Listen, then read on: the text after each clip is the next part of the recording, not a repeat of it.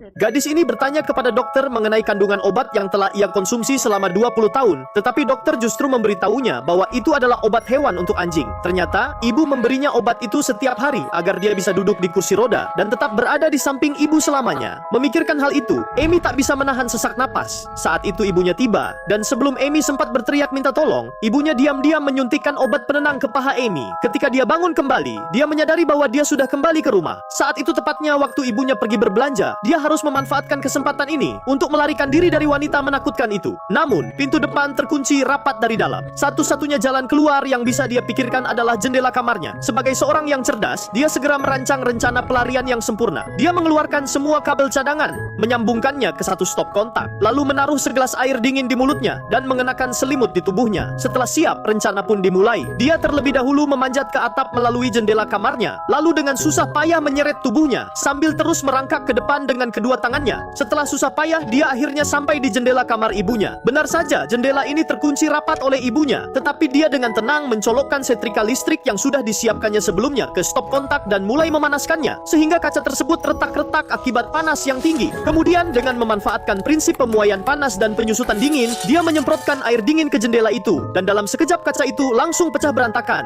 Dengan cara ini, Amy hanya perlu menggunakan selimut untuk menutupi tepi pecahan kaca, lalu dia bisa masuk dengan aman. Akhirnya dia bisa melarikan diri dari cengkeraman ibunya. Namun masalah segera muncul lagi. Listrik tangga telah diputus oleh ibunya, sehingga ketinggian 2 lantai yang singkat itu sama sekali tidak bisa dilalui olehnya yang memiliki cacat pada kedua kakinya. Amy menguatkan hatinya, mendorong kursi rodanya ke bawah, lalu dengan gigih mendorong dirinya sendiri ke bawah. Setelah berguling 2,5 kali, Amy berhasil sampai di lantai 1. Dia tidak peduli dengan rasa sakit di sekujur tubuhnya, langsung naik ke kursi rodanya dan berlari keluar dengan panik. Saat itu sebuah truk besar muncul di jalan, dan Amy tanpa ragu menggunakan tubuhnya sendiri untuk menghentikan truk itu dengan paksa. Sopir itu awalnya mengira gadis itu gila, tapi setelah mendengarkan ceritanya, sopir itu langsung memutuskan untuk membawanya ke kantor polisi terdekat untuk melapor. Akhirnya dia selamat. Namun, yang tidak dia duga adalah saat itu ibunya kebetulan pulang dan melihat mereka.